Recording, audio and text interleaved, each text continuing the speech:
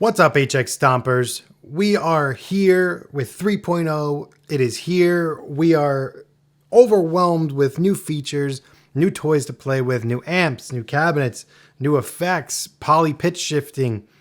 Oh man, so many things. This is quite easily the biggest update for the HX Stomp yet. The features in this are incredible, and today I want to talk about a couple of my favorites. First off, let me know in the comments what you guys think is the best feature of the 3.0 update for your HX Stomp. What are you personally going to use more? Because if I made a video about every single feature of this, I'd be here for an hour. So I just wanted to make this about my personal things. Like, what am I going to use personally the most out of this update? So let me know in the comments what your top few are. So let's start off with the big one. Obviously, moving to 8 blocks in the Stomp is incredible. Like, this was the number one request, I feel like, for the HX Stomp, is that why can't we get more blocks to max out your DSP? There's a couple of things about this I want to talk about while we're here. The 8 blocks is insanely good, especially on my bigger pedal board, for example, where the HX Stomp is used for a multi-effect, similar to an HX Effects, but because of the smaller footprint and the possibility of having amp models, I keep the HX Stomp on there. But having the 8 blocks there is really cool because I use an effects loop where I keep my reverb and delay pedals in, and that eating up one of the 6 slots was a real buzzkill for me. So having the bigger pedal board with just the 6 blocks, like, it was, it like was just enough to be where I really wanted that 6th block for another effect sometimes, or for another feature that the Helix can offer. I like to throw in EQs. I like to throw in my mod effects and a bunch of delays. Like, I usually stack delays with the HX Stomp on this particular board. I don't really have any delay or reverb pedals. I just have one trick ponies on there, and everything else I do through the Stomp. So having that extra blocks for, basically to not have to worry about the effects loop, huge win for me. Really love that. And the best part about the 8 blocks is that you can fill up as much as you can until you run out of DSP. So I think the way I'm thinking about this, it's still designed to accommodate 6 blocks, okay? Don't mistake that for, oh crap, I have 8 blocks and I keep running out of DSP. Gift and a curse. We're going to get to my cons later at the end of the video. So for now, let's move on to the second favorite part of the update. The Princess and the Princess cabs. I am a huge Princeton user. I love the Princeton. I have a 66 Princeton next to me in my room here, and it's just the best amp ever for me. I think that there's a reason that it's one of the most recorded, if not the most recorded amplifier of all time. And the guys at Line 6 are getting really so much better at modeling this stuff. If you compare like the Princess to like the US double norm, like the original Fender amps, it like mops the floor with them. We finally have that really great, tight, clean tone that just has everything that you want in it. It's just, in my opinion, I think it's the best amp model in the Helix. If you want to see me dial in a preset with it, let me know in the comments that you want to see a Princess preset from me, and I'll make a video about it. And the cabinets are great. I love that they gave you the option for the 10-inch and the 12-inch. I modified one of my 65s. I used to have a 65, now I have a 66 Princeton. Modified it with a 12-inch speaker. Just gives it a nice roundness that I preferred, but now we have both options. This is awesome. And again, best sounding amp model in the Helix, if you ask me. Okay, let's get into the actual features, like some cool stuff here. Let's talk about the favorites and user defaults. This is amazing. If you didn't see my full Helix video about the user defaults and favorites, you can click on it up here and check that out, where I go a little bit more in depth about how to do this. I'm going to show you how to do it right here, actually. So for the HX Stomp now, your user favorites and user defaults. What this means is you can change the default parameters for whatever block you want to come up and say whatever you want them to be. So if you use one pedal in every single preset, the same exact one, same overdrive, same amp, whatever it is, if you use the same exact settings, you can just change it to your user default, and that becomes what pops up every time that you pull up the block. So let's say you're in this is my Epic Solo preset that I made a while ago. I did a video on this one talking about the parallel effects and how I use them. Look at that, there's extra space in there. How awesome is that now? So let's say that, for example, I really love the way that this Plexi's dialed in. I can just make this a user default, so every time I pull up the Brit Plexi jumpered, this is what comes up. All I got to do here, action, page over, and hit user default.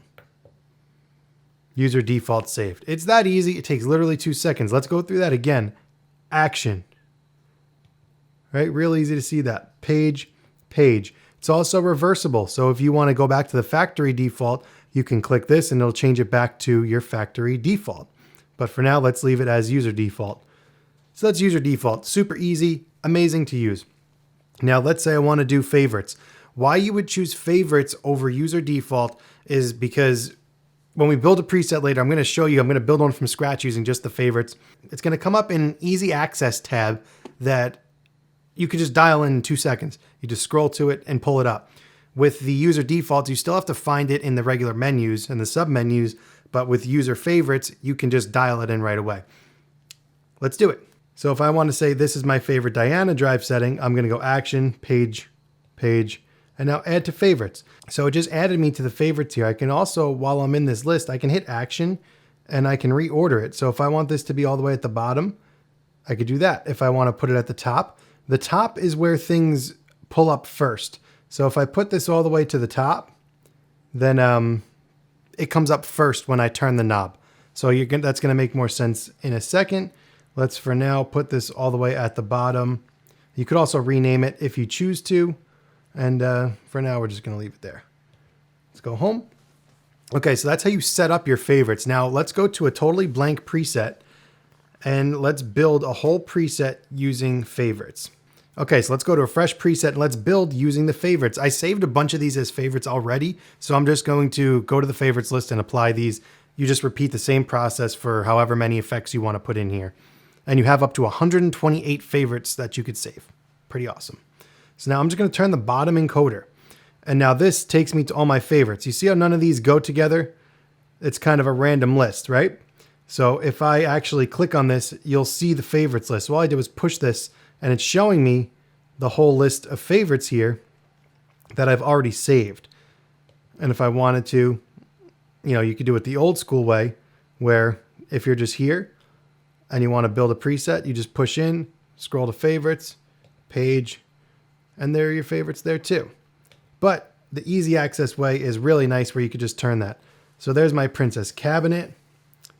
I'm going to go over one. I'm going to find my brown face Princeton because I really like the way I had dialed that one in. So now let's throw in, the Deranged Master. I like that one. Now I'm going to throw in a Dynacomp, but I'm going to move this. I just hit action and then slid it over. I got my Spring Verb. And do I want to throw anything else on here? How about this? Let's do the Jonny Lee boost. I've never even done this before. I'm just going to throw it in here. I'm going to throw the Jonny Lee boost. If you don't follow Jonny Lee, you better go check him out. Amazing Helix channel. And I'm going to put the Kinky boost as per Johnny's tip right in between there. So yeah, let's leave the deranged on and let's hear what we got for this preset. So I was able to just dial this in 2 seconds using my favorites, and it took literal no time. Everything was there waiting for me, essentially. Just turn a knob and pull it up. You can also do this in HX Edit, so now let's fly over there and show you how to do that. So while we're over here in HX Edit, essentially all you got to do, and this is going to be real quick, you could just right click, go to your save as favorite. And now this is labeled as Kinky Boost. I can rename this to whatever I want. You just have to start typing and it'll rename it. You'd hit save and then it would be in your order. If you want to replace it or add, you could just do that. And that is that in HX Edit. If you want to see this done slowly and more deliberately to follow along, check out my other video all about the user defaults and the... Audrey, come on. What are you doing? Audrey's stealing dog food next to me. If you want to see more about the favorites and user defaults, check out my longer video where it's a little bit more in depth. For now, let's move on to my next favorite feature. One more thing about the favorites. If you decide to make a favorite, save it in a preset, and then go to a different preset, tweak the favorite and then resave it as you overwrite your favorite, when you go back to the previous preset, that favorite is no longer a favorite. It's now just a regularly dialed in block.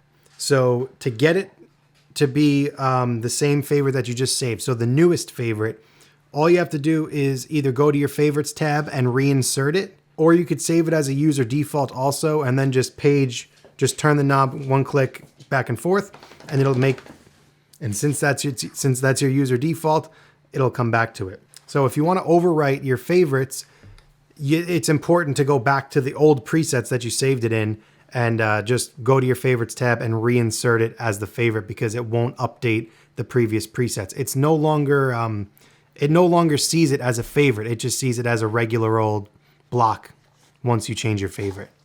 Yes, you want attention? Hi, baby. Just to quickly show you what's happening here. What are you doing? Where's my baby? Where's my girl? Oh, you're very pretty. Thanks for the cameo, Audrey. And now the grand finale. The best part about the last Helix update, the 2.9 update, was the addition of the Command Center snapshots, and now they've given full Command Center capabilities to the HX Stomp. What the Command Center is basically exactly what it sounds like. It's a center where you can send commands. That easy. So you could send MIDI commands now. You can send USB commands. You can turn your Stomp into a QWERTY keyboard and do hotkeys. So if you're playing guitar on YouTube and you want to play along, you can actually set up your foot switches to control YouTube. You can stop, pause, and rewind and all that stuff just by using the foot switches. That is so cool. And also really what the Command Center does is allows you to use the 3 foot switches however you want. So you no longer are bound to having only snapshots, only presets, or only stomps. You can now have any combination of the 3 in whatever order you choose right here on the unit. The best part about this is that the Command Center also goes into the external foot switches.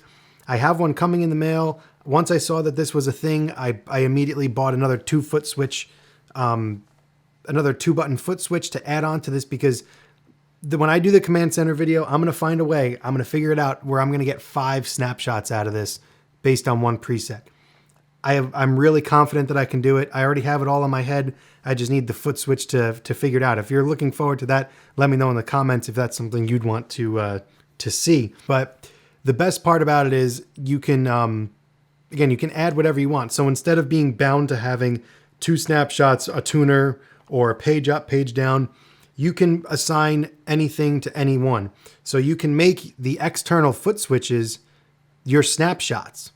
And you can leave these 3 to parameter controls or bypass assignments. And one thing to not forget about these is that you have up to 8 commands that you could send out using a parameter switch. So that's bypassing, that's changing parameters, it's increasing gain, decreasing gain, etc. You know, turning on and off your delay pedals. You could do up to 8 per foot switch. So most snapshots that I do aren't 8 commands. So I could probably get away with doing 5 snapshots with this, and I'm really looking forward to doing it. And the Command Center is awesome. If you haven't looked into the Command Center, check out my full Helix video on that, and that all applies to this. It's just as easy to do it. It's amazing. Okay, let's get real now. Let's talk about the cons. So the downside of this, I mean, look, this is a great update. I'm not at all complaining about anything in this update. This is the best update to ever happen to the Stomp. I love it, but the poly stuff is killing me right now. I mean, it sucks that you have these great effects. I get that they're probably designed to be used with the Helix floor or the Helix native, but to put them in the Stomp kind of sucks when you could only use that and a cabinet, that and an amp. So I'm sure that in future updates, they're going to figure out how to make it more efficient and less DSP intensive. So it'll get better in the future. But for now, a little frustrating. And the 8 blocks versus the DSP, like I said before, you have to keep in mind that it's designed for 6 blocks. And that's a big thing here, because I was trying to fill up all 8 blocks before. Like I was just making full presets, trying to fill up all 8. And almost every single time I was stuck. where I couldn't put the effects that I wanted to put. I could put 6, usually. I can get up to 6 of the effects and amps that I wanted, but anything beyond that, I was very limited to things, and I had to make sacrifices for effects that I didn't really want or I wasn't comfortable with.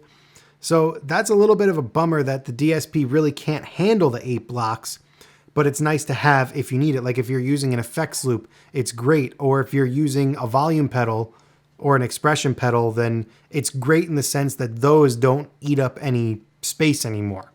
But if you're someone who's trying to fill up all 8 blocks and have a full rig within the HX Stomp, you might be in a little bit of trouble there. But again, the sacrifices are considered minimal in my opinion, because you can still get great sounds out of it no matter what you do. I mean, if you spend enough time with it, some obviously models are better than others and easier to get in, but I think that you'll be able to figure this out and get along with it just fine. But it would be nice if all 8 were usable with a little bit more DSP power and make everything usable, all 8 usable. But like I said, it's not designed for 8. Get over it. So that is my favorite features of the HX Stomp 3.0 update, and also some cons. I hope you guys enjoyed the video. Please let me know any comments, questions, concerns. Put them in the comments and I'll get right back to you. And keep this short. Thanks for watching. See you in the next one.